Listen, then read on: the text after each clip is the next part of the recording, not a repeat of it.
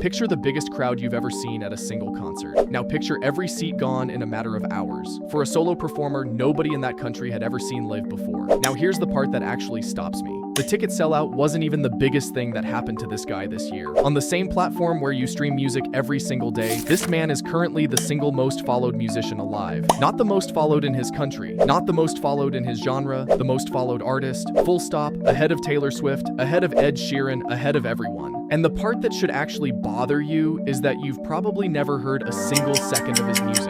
Not a song, not a lyric, nothing. So here's the real question. How does someone become the most followed musician on the planet's biggest streaming platform while staying almost completely invisible to the West, not failing to break through, bypassing it like the West was never even part of the plan? His name is Arijit Singh. He's Indian, and if a couple of you already half recognize the name from a Stray clip, that's exactly the problem. A Western pop star with these numbers wouldn't need a Stray clip, you'd already know. As of today, Arijit Singh is the single most followed artist on all of Spotify. Not most followed Indian artist, not most followed in Asia, most followed period, on the same list, the same platform, the same follower count everyone gets measured by. 189 million followers. Taylor Swift is second at 161 million. Ed Sheeran doesn't even hold third. So this isn't a story about some regional star you happen to miss. This is, by the platform's own numbers, the single biggest musician alive right now. And once you understand how that happened, you're going to start looking at every biggest artist in the world claimed differently. Because most followed quietly carries the same asterisk global always has.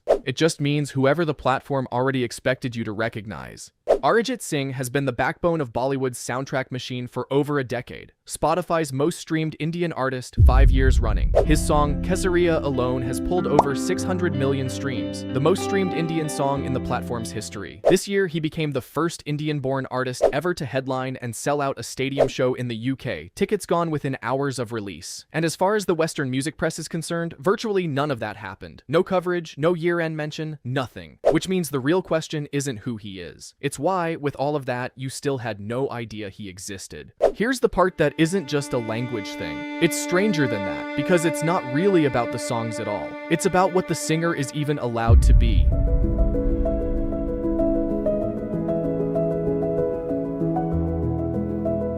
Almost that entire catalog was built as a playback singer. In Bollywood, the actor on screen lip-syncs the song. The voice belongs to someone standing in a recording booth, off-camera, credited underneath the film, rather than above it. There's no music video where he's the face. Historically, there's been no default artist brand, the way the West understands it. No solo touring circuit, no persona built for its own sake. Because the entire machine was never built for the singer to be the star. It was built for the song to be the star and the actor to be the face of it. So, sit with what that actually means. He didn't become the most followed musician on Earth by being famous in the way you'd recognize. He became the most followed musician on Earth while being, by design, invisible, even inside his own country's version of stardom, let alone yours. And here's the part that makes it stranger still. Almost every major non-English act that eventually breaks into the global conversation makes some kind of play for Western audiences eventually. An English single, a festival slot, a crossover collaboration, one version built for international ears. Arijit Singh, at the actual top of his market, never has. Not once, in over a decade at the top. No crossover album, no English single, no festival circuit run. He didn't fail to break into the West. He just never tried to.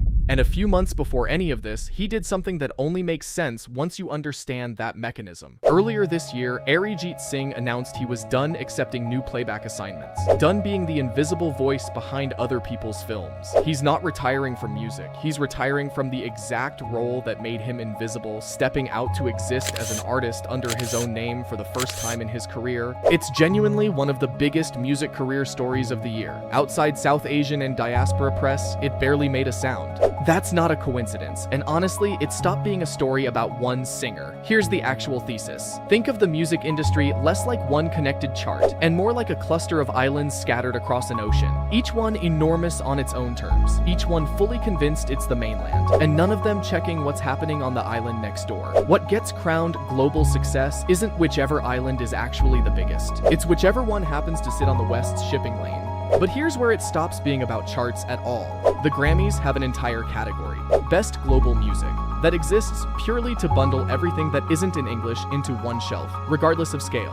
Billboard and Spotify's own press coverage has, for most of its history, tracked whichever fame was already built in a shape the West recognized. Arijit Singh doesn't fit into any of that, and it's not because he's not big enough. He's the single most followed musician on the platform. It's because the measuring system was never built to register him in the first place. So here's what I actually want you sitting with. This is a man who, by the platform's own numbers, is currently the biggest musician alive, ahead of Taylor Swift, ahead of Ed Sheeran. And there's a real chance you're only now hearing his name for the first time, not because he's some cult favorite, not because he's just big in his own scene, because he's enormous, completely in a way most Western artists never get to be, and invisible to half the planet at the exact same time, for no real reason other than that half the planet never built a door he needed to walk through. And if that's true for the single most followed artist on Spotify, what does that actually say about everyone else out there doing exactly what he's doing right now in a language you don't speak, on a platform you've never opened? Somewhere in Mumbai, or Lucknow, or in a crowd that just sold out in a single afternoon, there's a kid who grew up thinking Arijit Singh's voice was just what a film sounds like. The same way you grew up thinking whoever raised you on music was just what music is. Neither of you is wrong. You were just standing on two different islands, and nobody had ever bothered building the bridge. Subscribe if this is the first time you've heard his name. I've got 5 more of these queued up, artists this big, this invisible, in places you haven't checked yet.